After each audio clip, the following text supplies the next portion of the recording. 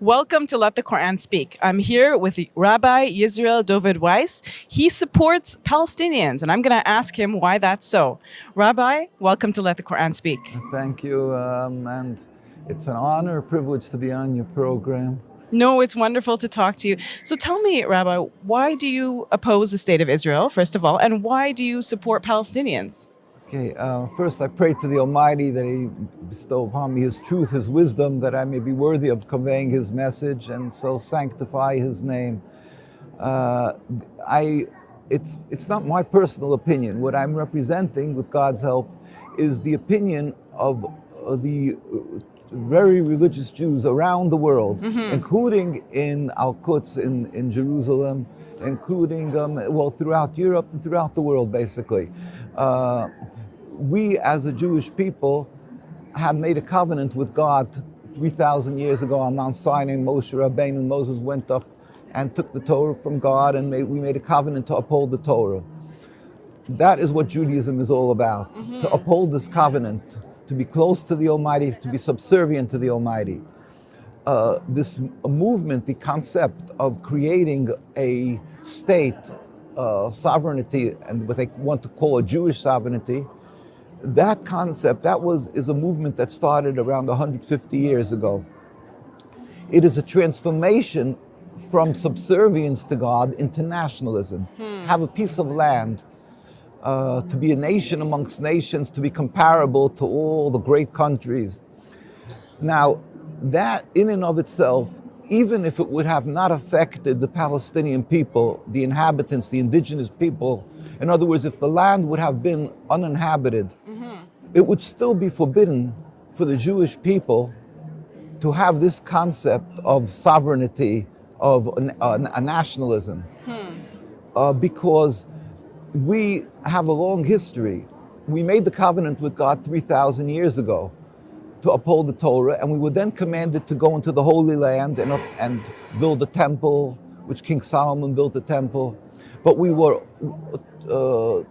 warned by the Almighty and instructed by the Almighty that we have to be on a very high level of spirituality. If not, then we will be driven from the land. And that came around 2,000 years ago. The Romans and the Greeks, they came, they invaded the Holy Land, and the Jews were driven from the land as a nation.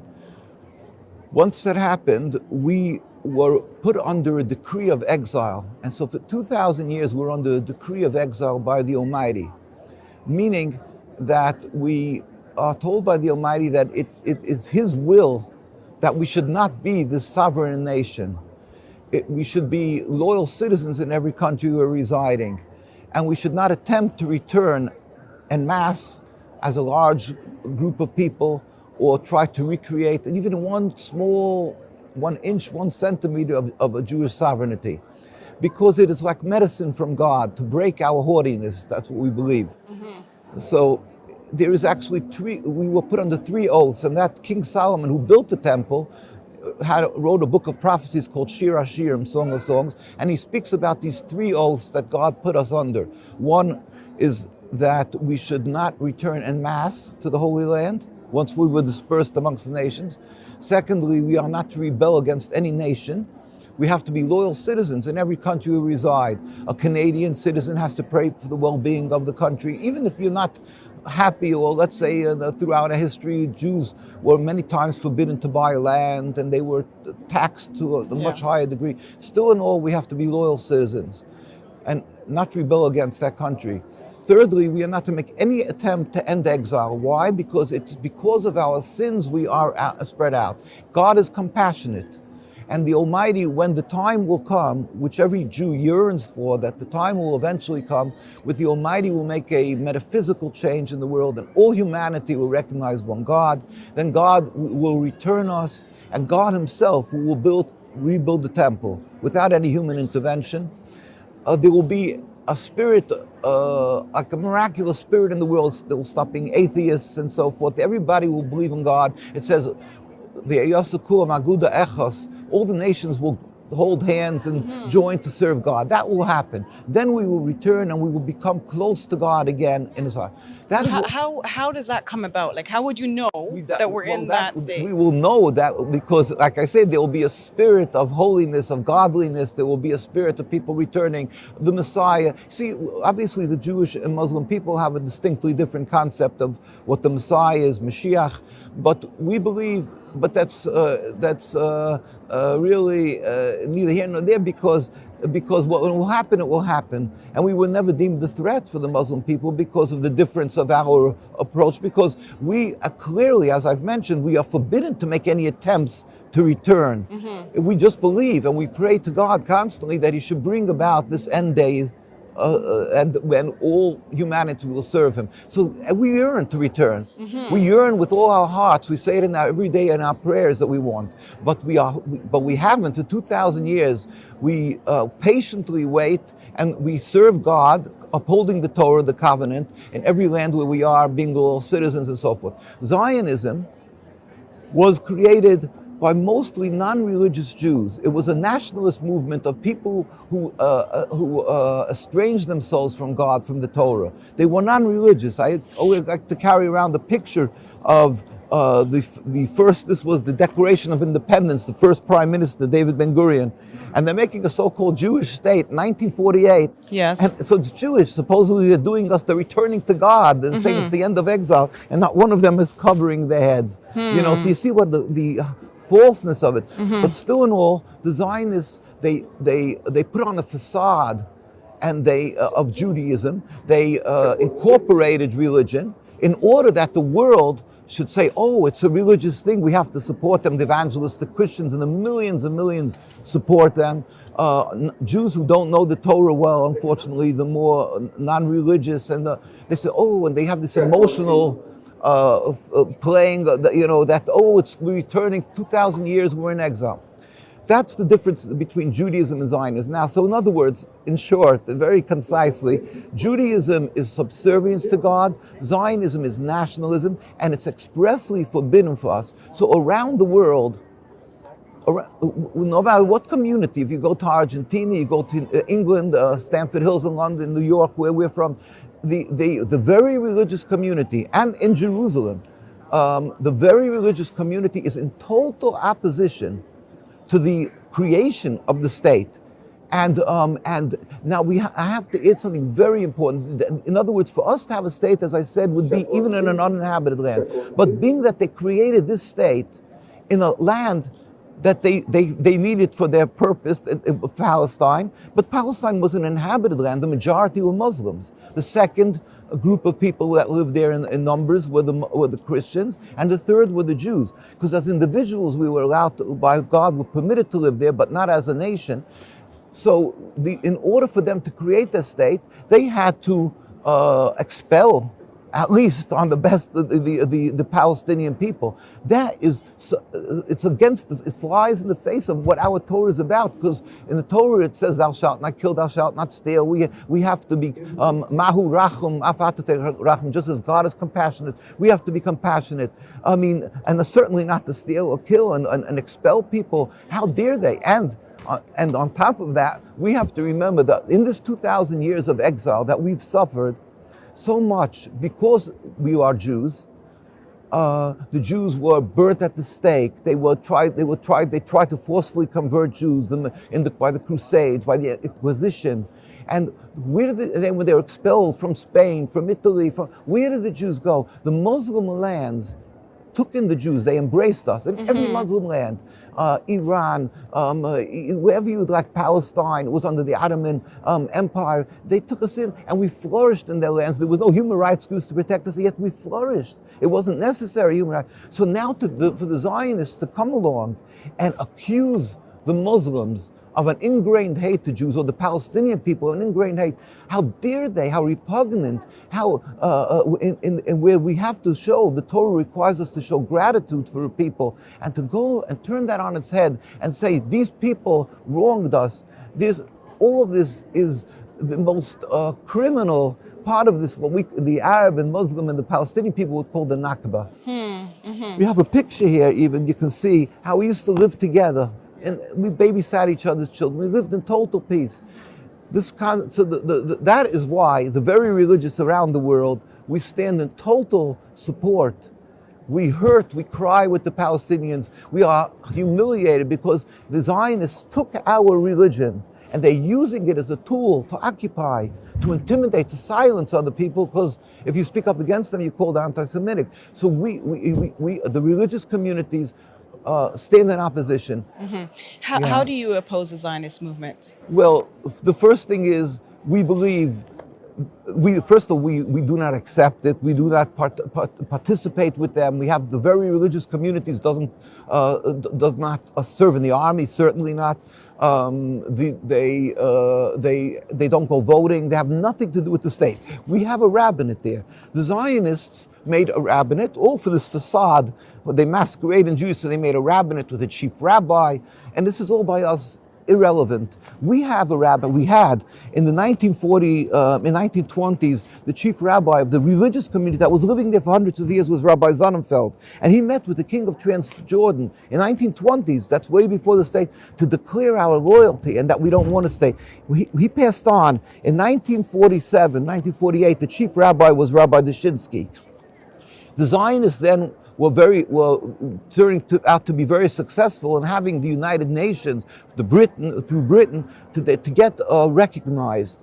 So Rabbi Sonnenfeld, Rabbi Dushinsky, blessed memory, this is the records of the United Nations. In 1947, a declaration before the United Nations, he said, "We furthermore wish to express our definite opposition to a Jewish state in any part of Palestine." This is the very religious, representing the religious Jewish community, says we don't want a Jewish state. And these people are imposters, the one are doing it. And the history is, when he passed on, we took it next, you can see hundreds of thousands of people in the streets of Jerusalem taking up our next chief rabbi when he passed on. We have hundreds of thousands of Jews living there now under this Eid HaCharei, this God-fearing community that does not recognize the authority of the state of Israel. They demonstrate daily. When they demonstrate and you see children we never carry arms, we're not military, they get beaten. Old men get assassinated, rabbis. It's unbelievable. You can go to our site, NKUSA, and see, and the world is silent. They don't even talk about the fact that Jews daily are demonstrating against the occupation. And it screams to the skies what is happening, the injustice to the Palestinian people and to the Jewish people who are living there, who refuses to accept this authority. So, Rabbi, do you ally yourself with other Jews who are not Orthodox, who oppose the state of Israel? Oh, that is a very good question. We, being that there was the Reform movement like 250 years ago, and our rabbis at that time issued a fatwa, basically. Okay. 200 of the leading rabbis of Europe, when they said this is a heresy, it's a rebellion against God. You can't reform God's Torah. They don't eat kosher, they don't keep the 10 Commandments, they don't keep the Shabbos, the Sabbath. So they said we're not to be affiliated with them. So we work with the Muslim people, we work with the Palestinian people, and they'll come to the same demonstrations, but we won't have joint activities directly. But if they're there, they do. A lot of them, a lot of people who are Jewish, who are non-religious, they feel it's human rights, or because even other Jewish reasons, that they'll stand up in opposition. There's many, really tens and tens of thousands or more who are opposing the occupation. But we are coming from the core issue that the Zionists are claiming the legitimacy. We are telling the world that they're conning the world. It's unacceptable. So we're coming from the religious state. And here, this is a picture of a girl behind bars. Every boy and girl who turns 17 becomes a criminal from the religious community because they refuse to serve in the army, in the IDF, which is mandatory military service. So these are all very, very critical issues. Why is it so critical for people to understand? Because people, they're very wily, they're very efficient in what they do, the Zionists, and they like to refer to themselves as a Jewish state. They insist to be referred as a Jewish state. Why? Because then they know that if anybody wants to oppose what they're doing, criminal to the Palestinian people, they're taking their homes, they're stealing, they're killing, they're doing so many terrible crimes. But if you say a word, oh, you're speaking against a godly religion, so, and you're attacked as being anti-Semitic. And now they just made here, they're making a new law. They're trying to pass the IHRA, I think, and that's going to say that if you speak up against Zionism or the state of Israel, it's anti-Semitic. What could be more ludicrous and what could be more unacceptable than such a concept when the very religious communities are being oppressed and insisting, we are Jews. My grandparents were killed in Auschwitz. Most of our communities are immigrants from Europe. We died because we were Jews, because we insisted on remaining this religion, our covenant to God. And we did not accept that because we suffered, that therefore we're going to turn around and occupy another people. We suffered, and now we should go sin against God that we gave our lives for by stealing and killing and doing against God's will. And so we're against the Zionism, and we are being oppressed. The ones of the Jewish people who found a home in Palestine and were living there, these immigrants, and they were living there, trying to catch the breath from so much suffering. All of a sudden, they enjoyed being under the authority of the Ottoman Empire, and all of a sudden they're thrown under the Zionist control and told that if you stand up and oppose this rebellion against God, you are thrown into prison, you are a criminal. How does the world take the authority to dictate in our religion what it's, instead of respecting our scholars, which you have here in Canada, if you have in the United States, we have our community, let's say in New York, it's the largest concentration of religious Jews where I lived right across from Manhattan, Williamsburg, Brooklyn, miles and miles, and there's not one single Israeli flag. The chief rabbi of Palestine, Rabbi Teitelbaum, moved there, and these distinguished communities, thriving, illustrious communities with great scholars and pious people and businessmen, and they all insist that we are a religion to serve God, and God forbid that we should accept the occupation. And now if we decide to speak up against this rebellion against God in the name of my religion, and call out to the world that they're imposters, they're using my religion, that we should be, and people who are standing together with us should be accused of being anti-Semitic, that is unjust, it's unacceptable, and we decry that. And that's what we do we try with God's help. We pray to God that He should bring a speedy and peaceful dismantling of the state. At the same time, we go to the United Nations, we go with Palestinian people to cry their hurt, to go to their demonstrations, to try to educate. We go to universities, to colleges, to conferences, and to tell to the politicians, to have them change their approach and not to support the oppression of the Palestinian people. Rabbi, thank you for sharing with us today. We really appreciate it. I learned so much, and I'm honored that you came and joined us today. I'd love to do it again whenever we can expand on all the different issues and our history of how we live together in harmony and in such a beautiful to serve God, and distinctly, we have different religions, but it was never an impediment. You're right, yeah. And there's so much to talk about, so much of the facts. So one day we'll continue with God's help. Inshallah. You say inshallah too, right? We say in Yearn Hashem or Be'ez Hashem with God's help. But I say inshallah. Yes. All right. Thank you so much for joining us. I appreciate it.